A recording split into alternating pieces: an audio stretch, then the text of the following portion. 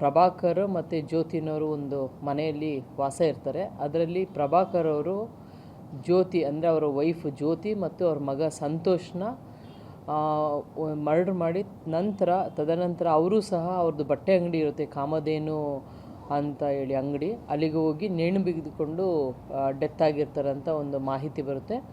ಈ ಒಂದು ಮಾಹಿತಿಯನ್ನು ಆಧರಿಸಿ ನಾವು ಅಲ್ಲಿ ಹೋಗಿ ಚೆಕ್ ಮಾಡಿದಾಗ ಅಲ್ಲಿ ಆ ಮನೆಯಲ್ಲಿ ಒಂದು ಡೆತ್ ನೋಟ್ ಸಹ ಸಿಕ್ಕಿರುತ್ತೆ.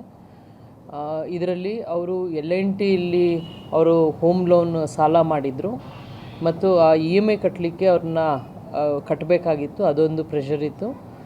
ನಂತರ ಅವರಿಗೆ ವ್ಯಾಪಾರದಲ್ಲಿ ಅವ್ರಿಗೆ ಬಿಸ್ನೆಸ್ ಡೌನ್ ಆಯಿತು ಅಂತ ಹೇಳ್ಬಿಟ್ಟು ಬರೆದಿದ್ದಾರೆ. ಮತ್ತು ಜ್ಯೋತಿನವ್ರನ್ನ ಮರ್ಡ್ರ್ ಮಾಡಿರೋದು ನಾನೇ ಅನ್ನೋದು ವಿಚಾರ ಬರೆದಿರ್ತಾರೆ. ಅದ್ರ ಬಗ್ಗೆ ಯಾವುದು ಡೆತ್ ನೋಟಲ್ಲಿ ಮೆನ್ಷನ್ ಇಲ್ಲ. ಶಕ್ತಿ ಯೋಜನೆ ವಿಚಾರವಾಗಿ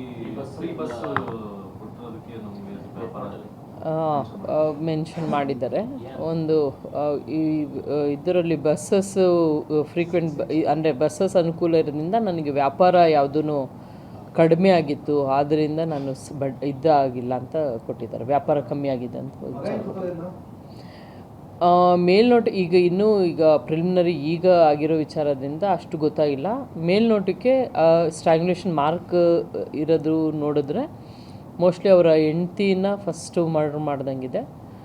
ತದನಂತರ ಮಗನ ಮಾಡಿ ಆಮೇಲೆ ಅವರು ಮನೆಗೆ ಅಂಗಡಿಗೆ ಹೋಗಿ ಅವರೂ ಸಹ ನೇಣು ಬಿಗಿಕೊಂಡು ಸತ್ತಿರೋದು ಮೇಲ್ನೋಟಕ್ಕೆ ಕಾಣಿಸ್ತಾ ಇದೆ. ತನಿಖೆಯಿಂದ ಪೂರ್ಣ ಮಾಹಿತಿ ಗೊತ್ತಾಗಬೇಕು.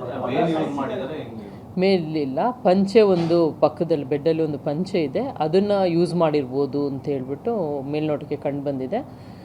ಎಲ್ಲ ನಮ್ಮಲ್ಲಿ ಸೋಕೋ ಆಫೀಸರ್ಸ್ ಇರ್ತಾರೆ ಮತ್ತು FSLಯಿಂದನೂ ಸಹ ಟೀಮ್ ಬಂದು ಚೆಕ್ ಮಾಡ್ತಾರೆ. ತದನಂತರ ಪೋಸ್ಟ್ ಮಾರ್ಟಮ್ ಆದ ನಂತರ ನಮಗೇನು ಕ್ಲಿಯರ್ ಪಿಕ್ಚರ್ ಗೊತ್ತಾಗುತ್ತೆ.